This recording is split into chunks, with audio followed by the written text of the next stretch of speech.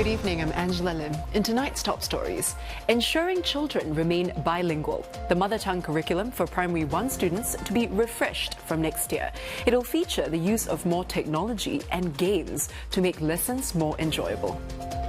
Presidential candidates hit the campaign trail on the final weekend before polling day, each taking the opportunity to share their thoughts on the role they believe a president should play. And tens of thousands of people take to the streets of Seoul to protest against Japan's release of radioactive water into the ocean. They're also criticizing the South Korean government for endorsing the plan. And also tonight, taking training up a notch. New facilities at the Civil Defense Academy aim to help SCDF officers sharpen their skills and prepare them for any challenge.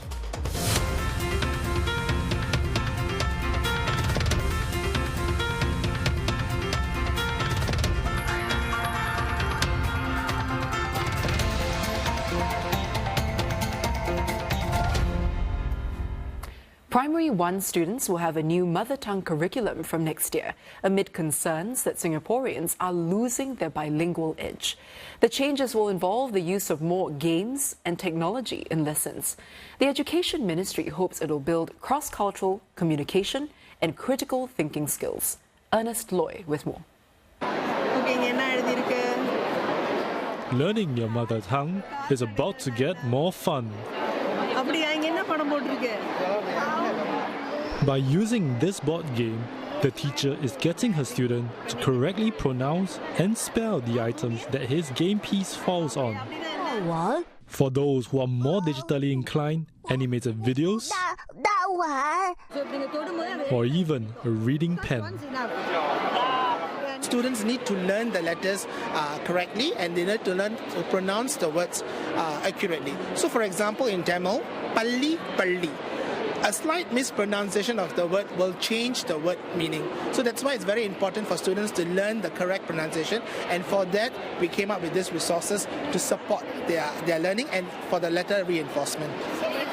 The new curriculum was piloted at 35 primary schools this year, ahead of the progressive rollout. It comes after a 2020 survey by the Institute of Policy Studies found that mother tongue proficiency was down. More than a third of Singaporeans also identified the most with English, growing at the expense of those who relate to their mother tongue. Education Minister Chan Chun Sing calls this a major concern and a threat to what he describes as Singapore's bilingual edge. This is an important trait for Singaporeans in an increasingly competitive world. We know how to value add to others when we synthesize varied ideas and integrate different perspectives. So bilingualism is a passport that we can really cherish beyond the physical passport.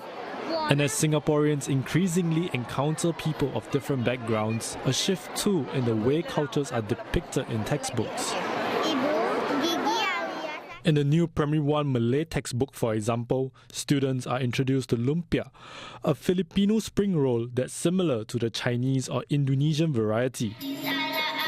Besides teaching the Malay language, the lesson could equally be that we have more in common with each other than we think.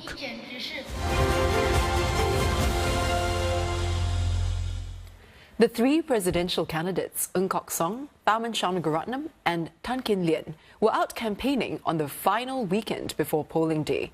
Speaking at a dialogue session and to the media at hawker centres, they talked about what they believed is the role of the elected president. Presidential candidate Ng Kok Song says a president's veto of a government's request would let the people of Singapore know that a warning light was raised. He made the comment ahead of an evening walkabout at Ang Mo Kio Central Market and Food Centre. Mr. Ng says that if the government has a two-thirds majority to override the president's veto, the warning light would hopefully be enough to stop a potential raid on the reserves. The people of Singapore will know that I have raised a warning light. People all over the world will know that the president has vetoed the government's request. And hopefully that will be enough to stop a possible raid on our reserves. Mr. Ng also says the elected president should not be biased towards the People's Action Party or the opposition parties. That's to allow the president to work with the elected government objectively. He made the comments during his walkabout at Chong Pang, where he met with the residents there. He reiterated his position of being non-partisan. Mr. Ng added that political parties that suggest radical ideas could endanger Singapore's future. They will go to the people of Singapore, say, if you vote me in, I will cut GST to zero. I will do this, I will do that. And that sounds very popular, but that is not right. The government having to go to the president and ask to spend our savings.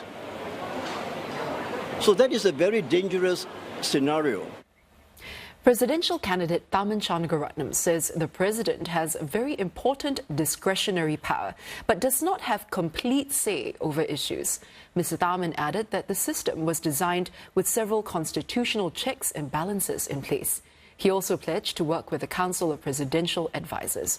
Its role is to advise the president when exercising custodial powers over past reserves and public service appointments. That's part of the constitutional checks and balances. That's a very important part of the Constitution. The President doesn't have complete say over issues. The President has very important discretionary power, but the CPA is an important institution, and it was designed that way. I think everyone knows from my background, 9 years as a finance minister and then as a DPM, that I understand the system very well, and I will work with respect with the CPA, but as you know, no one in the bureaucracy or anywhere else can fool me on any matter to do with government finances.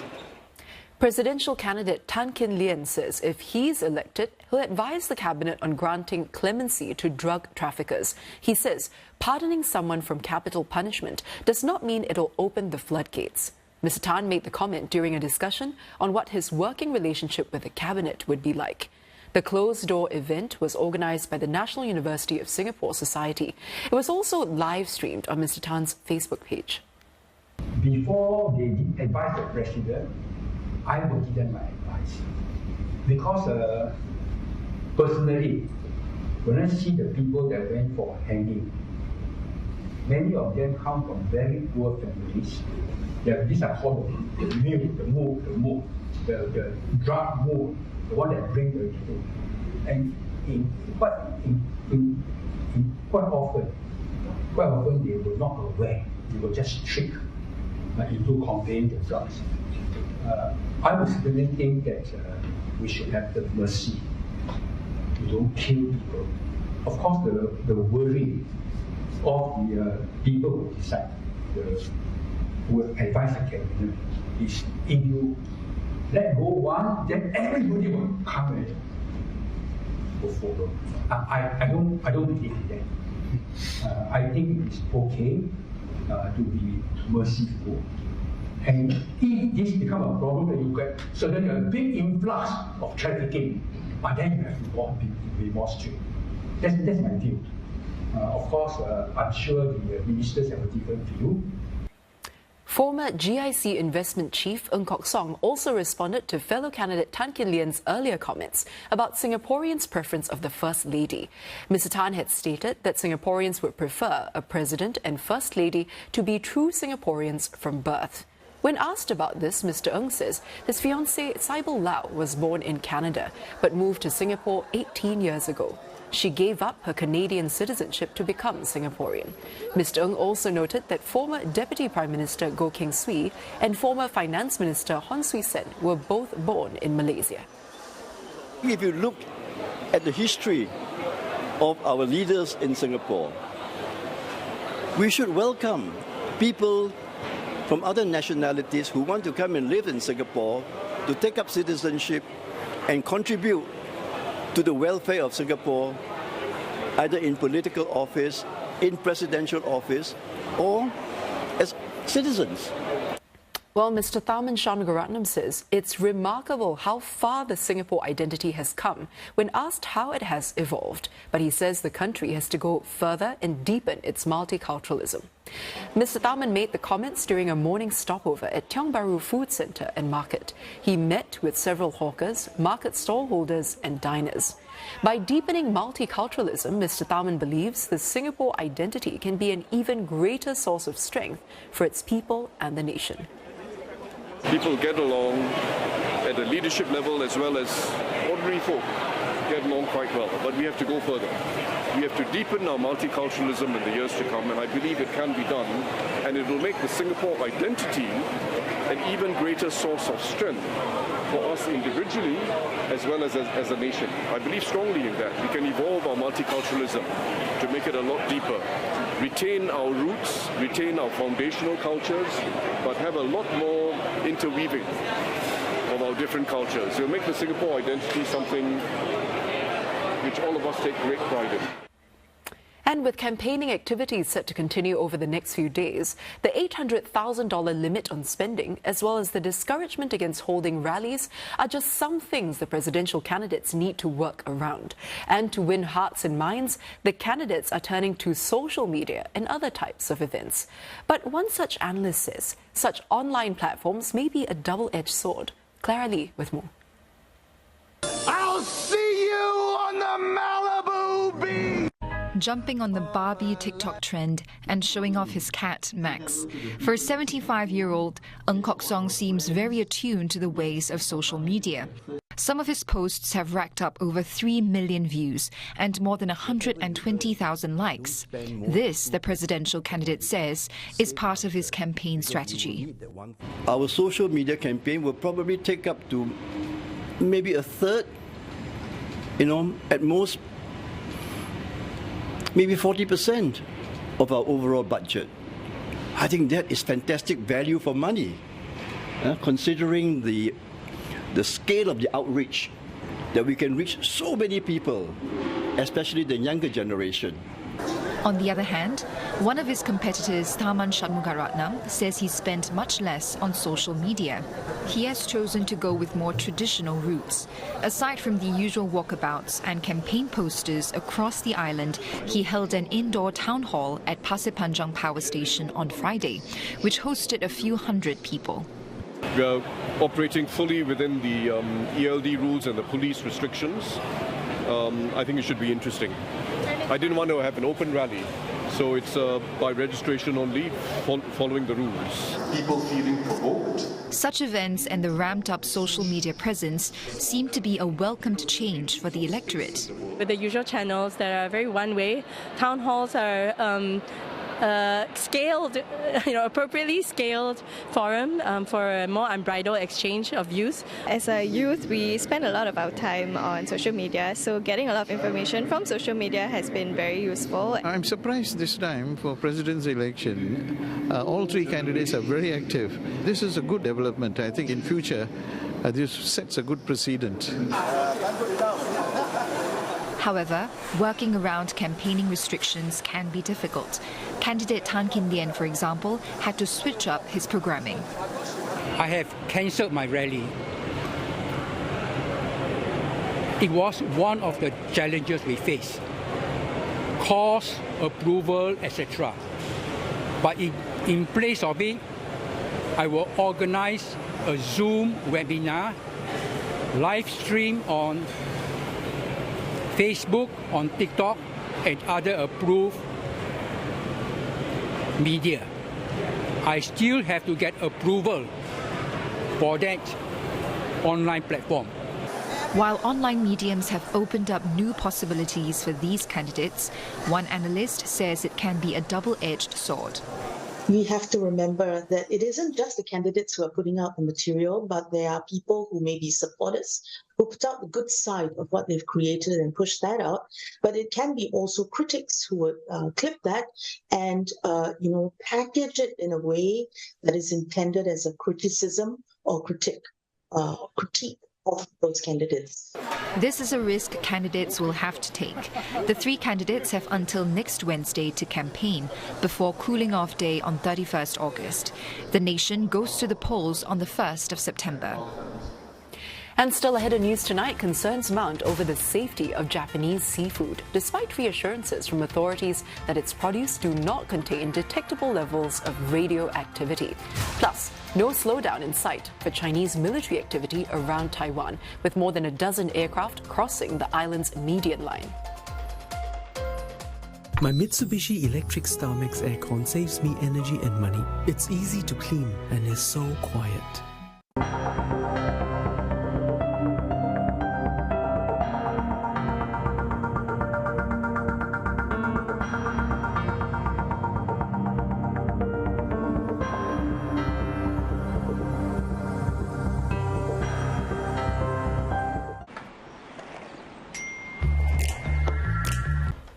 Around 30,000 people have gathered in South Korea's capital to protest the release of treated radioactive water from Japan's Fukushima nuclear plant.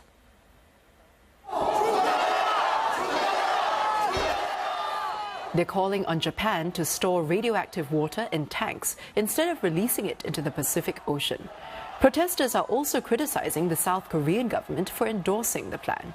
Officials are trying to calm public concern by carrying out radiation tests on seafood from Japan at fish markets.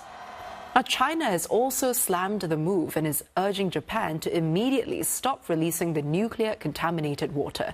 They have banned seafood from Japan in response, calling the plan a selfish and irresponsible act. Despite the ban, Japan's fisheries agency says fish tested in waters around the wrecked Fukushima nuclear plant are safe and do not contain detectable levels of radioactive substances. This has, however, not calmed fears, as prices from produce from surrounding coastal areas have dropped since the release of treated wastewater on Thursday. This has sparked outrage among fishing communities whose livelihoods have been negatively affected. In other news, Taiwan's defense ministry says it has detected more than 40 Chinese Air Force planes and vessels near the island over the past 24 hours. In a post on social media, the defense ministry says 20 fighter jets and anti-submarine aircraft entered its air defense zone. A combat drone was also detected tracking the island's east coast. Taipei says its armed forces are monitoring the situation. It adds that its aircraft, Navy vessels and land-based missile systems are ready to respond. The increased Chinese military activity comes as Taiwan's Vice President William Lai blamed Beijing for the rise in cross-strait tensions. The frontrunner of the island's upcoming presidential election has vowed to ensure peace in the Indo-Pacific region if elected. Beijing, which sees Taiwan as its own territory, has denounced Mr. Lai as a separatist. At least 9 people have died in southern India after a fire broke out inside a stationary train compartment at a railway station. Huge flames leapt out of the train carriage at the Madurai railway yard in Tamil Nadu. Reports say some passengers had smuggled in a gas cylinder, which exploded when they tried to make tea. The blaze broke out early in the morning and burned for 2 hours before firefighters were able to put it out. A total of 55 tourists, along with 8 support staff, were aboard the hired coach. 20 others were injured and taken to hospital. Tamil Nadu's chief minister has announced that families of the deceased will receive more than $3,000. Prime Minister Lee Hsien Loong will be making an official visit to Hanoi, Vietnam from tomorrow to Tuesday. This comes at the invitation of Vietnamese PM Pham Minh Chinh. PM Lee's visit reciprocates PM Chin's visit to Singapore in February. Now, these visits coincide with the 50th anniversary of bilateral relations, as well as the 10th anniversary of Singapore's strategic partnership with Vietnam. They will witness the virtual groundbreaking ceremony of several Vietnam-Singapore industrial parks. The 13 existing parks have attracted more than $18.4 billion in investments and created about 300,000 jobs. There will also be the presentation of investment licenses for new parks. Reimagining Singapore's model of tripartism as the country adapts to changes in its workforce. Ideas on how to do so were shared at a dialogue session organised by the People's Action Party. It's part of a series to commemorate founding Prime Minister Lee Kuan Yew's birth centenary, as the session discussed key ideas and values that Mr. Lee held. Among other suggestions, panellists spoke about the need to ensure platform workers are represented. Former Secretary-General of the Labour Movement, Lim Boon Heng, says it's crucial to have leaders with the right mindset and values who will not just think about profits, but also the betterment of society.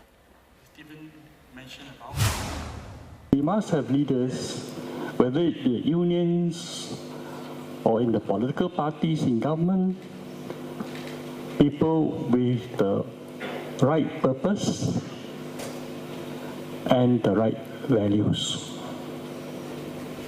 That they are not people who are doing it for their own glory.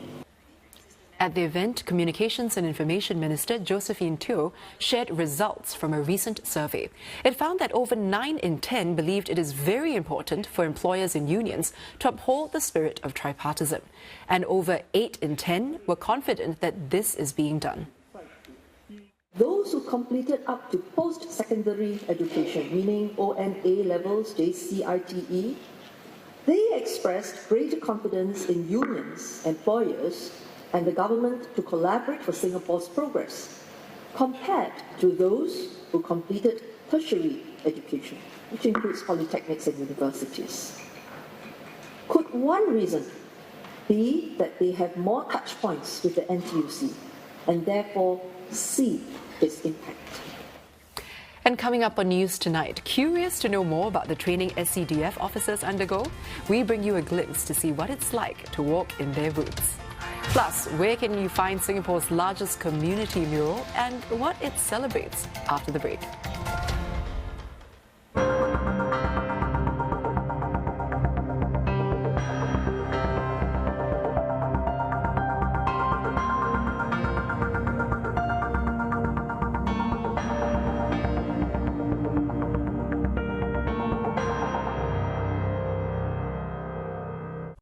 Weather Report brought to you by Mitsubishi Electric.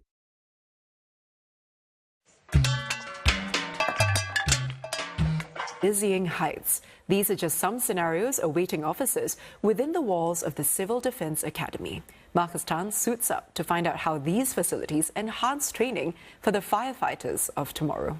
A common hazard, but one that can escalate quickly. But help arrives within minutes, armed with hoses and teamwork to fight the flames. And just as the food court fire is brought under control, this squad of firefighters is summoned to put out a burning electric car, and a joint rescue effort in an expressway tunnel with the hazardous materials team. All in a day's training for these life-saving specialists, in environments that are as close as they can get to the real thing. This is an important and critical aspect of firefighting training, as it offers both our trainees and frontline responders enhanced realism and allows us to practice our firefighting and training and rescue training skills in a safe and controlled environment. And after the demonstration, time to step into their boots. Before heading out to face real disasters, every civil defense operator needs to master the basics. From donning close to 20 kilograms of full bunker gear to harnessing the power of the water running through the hoses. Beyond those, there's also getting used to being unable to hear anything except the sound of your own breathing. They're just some of the things that most firefighters go through as part of sharpening their edge. For a select few, however, they polish their craft at this place, aptly named The Edge. Elite operators from the Disaster Assistance and Rescue Team, or DART, use this place to train their height rescue skills, like traversing a stretcher with a casualty between 2 points. We conduct trainings and drills at external locations such as construction sites. They have tower cranes and also places of interest. However, training at such locations is highly dependent on the availability of the premises. Now with the Edge that comes with an inbuilt cable car as well as a tower crane simulator, we are able to increase the frequency of our training within a shorter period of time. Before the edge was in place, DART operators could only practice the drill once a year on a real cable car. Now they can access their own version right in their backyard all year round. The next time you're in Changi General Hospital, you'll be able to see Singapore's largest community mural. It marks the hospital's 88 years of delivering care and innovation in its work.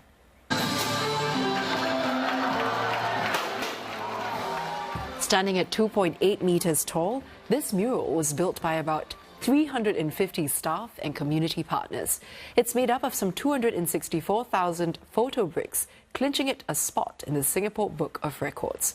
The artwork also depicts the hospital's innovative approach to delivering care, from using robots and artificial intelligence to carrying out tasks to developing new expertise. And that's News Tonight. Thank you for watching and join us again tomorrow. Have a good night.